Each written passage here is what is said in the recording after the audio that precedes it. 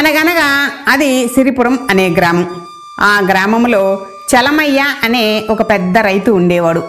అతనికి అతని స్వార్జితము పిత్రార్జితము అంతా కలిసి బోలెడు ఆస్తి ఉండేది.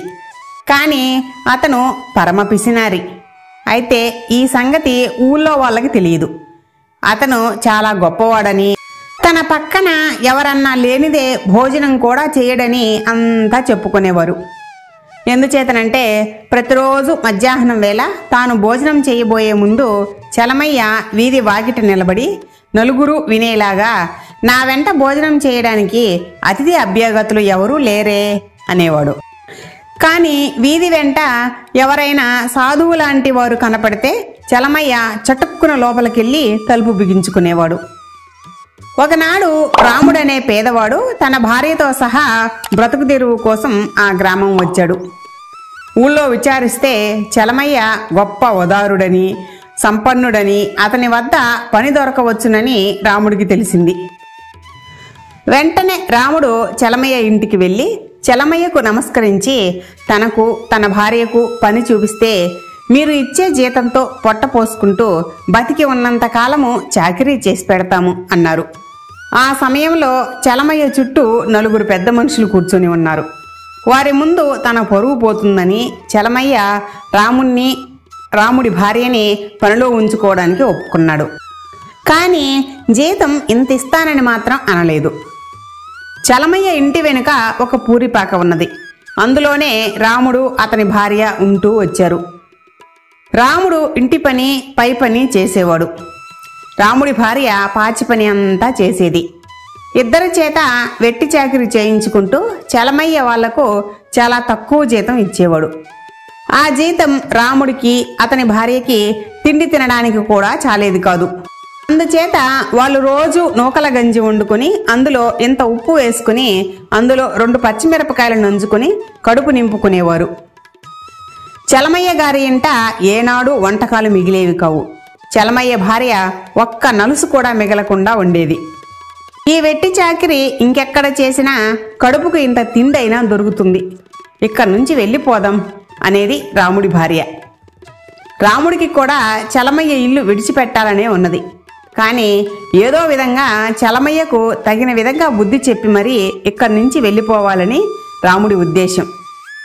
ప్రస్తుతానికి రాముడు చలమయ్య మీద కోపాన్ని వెటకారం రూపంలో బయట పెడుతున్నాడు. రాముడు తిండి తినడానికి కూర్చున్నప్పుడల్లా, ఏమే పాయసం వండడం పూర్తయిందా, వేగిరం తీసుకురా, చక్కెర కాస్త జాస్తి వెయ్యి, వచ్చేటప్పుడు 2 పచ్చ అరటి పళ్ళు పట్టుకునిరా అని భార్యని కేక వేసేవాడు. రాముడి భార్య గంజిలో చిటికెడు ఉప్పు వేసి 2 పచ్చిమిరపకాయలతో సహా తెచ్చి రాముడి ముందు పెట్టేది. రోజు రాముడు తన భార్యని పాయసము పచ్చ అరటి పళ్ళు తీసుకురమ్మని గట్టిగా కేక వేయడం చలమయ్య భార్య చెవిని పడింది. ఆవిడకు పాయసం అంటే చాలా ఇష్టం. కాపురానికి వచ్చాక ఆమె పాయసాన్ని వాసన చూసి కూడా ఎరుగదు. పచ్చారటి పళ్ళ మాట చెప్పనే అక్కర్లేదు. రాముడి కేకలు విన్నప్పుడల్లా ఆమెకు నోరూరేది. ఆమె ఒకరోజు రాముడి పాయసం సంగతి తన భర్తకు చెప్పింది. చలమయ్యకు చాలా ఆశ్చర్యం వేసింది. తాను ఇచ్చే కొద్ది జీతంతో ఆ దంపతులు పాయసాలు అరటిపళ్ళు ఎలా ఆరగిస్తున్నారో అతనికి అర్థం కాలేదు. రాముణ్ణి అడిగి తెలుసుకోవాలనుకున్నాడు. మర్నాడు రాముడు పనిలోకి రాగానే చలమయ్య వాడితో అది ఇది మాట్లాడి, ఏరా మీకేమీ లోటు లేదు కదా అని అడిగాడు. మా బతుకులు లోటు లేకుండా ఎలాగుంటాయి బాబయ్య అన్నాడు రాముడు. అదేమిట్రా రోజు పాయసము పళ్ళు తింటూ బేద అరుపులు అరుస్తావేమ్రా, ఆ సంగతి అవి నాకు తెలియదు అనుకున్నావా అన్నాడు చలమయ్య. అదే బాబయ్య, మా బోటి వాళ్లకు అందుబాటులో ఉండేవి అవే కదా, మేం తాగే పాయసం నా భార్య బాగా చేస్తుంది కూడా అన్నాడు రాముడు. ఓహో, పాయసం చాలా తక్కువ ఖర్చులో అయ్యే వంటకం అన్నమాట అనుకున్నాడు చలమయ్య.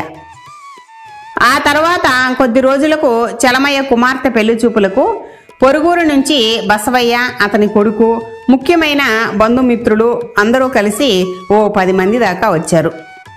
వారందరినీ చూసేసరికి చలమయ్య గుండె ఉభేలుమన్నది. వీరందరికీ విందు భోజనం పెట్టక తప్పదు కదా. ప్రయత్నిస్తే ఏ ఖర్చైనా తప్పుతుంది గాని ఈ ఖర్చు తప్పదు కదా అనుకున్నాడు. ఇంతలో చలమయ్యకు ఒక ఆలోచన వచ్చింది. అతను రాముణ్ణి పిలిచి, ఒరే రాముడు, వెంటనే బజారుకు పోయి రోజు నువ్వు తినే పాయసానికి కావలసిన సామాన్లు కొని నువ్వు రోజు తినే పచ్చరటి పొలు కొనుక్కొనిరా. ఆ పాయసం నీ భార్య చేతనే వండించు. ఖర్చు మాత్రం సాధ్యమైనంత తక్కువలో పోని అన్నాడు. చలమయ్యకు బుద్ధి చెప్పే అవకాశం రాముడికి దొరికింది. వాడు బజారు నుంచి చిల్లర సామాన్లు తెచ్చి తన భార్యకు రహస్యంగా చెప్పి అతిథులకు వంట చేయమని పంపాడు. అతిథులందరూ పెళ్లి చూపులు ఇతర లాంఛనాలు పూర్తి చేసుకుని భోజనానికి కూర్చున్నారు. రాముడు భార్య వండిన పాయసాన్ని చూసేసరికి చలమయ్య భార్య వడ్డనకు రావడానికి సిగ్గుపడి ఆ పని కూడా రాముడి భార్యనే చేయమన్నది. అందరికీ ముందు పాయసం వడ్డించు అని చలమయ్య రాముడి భార్యను ఆజ్ఞాపించాడు. రాముడి భార్య నూకల గంజి పాత్ర తీసుకుని ఒక్కొక్కరికి విస్తరలోనూ గంజి, ఉప్పు, పచ్చిమిరపకాయలు వడ్డించసాగింది. తన విస్తట్లో పడిన పదార్థాలు చూడగానే పెళ్లికొడుకు తండ్రి బసవయ్య ముఖం కందగడ్డలా అయిపోయింది.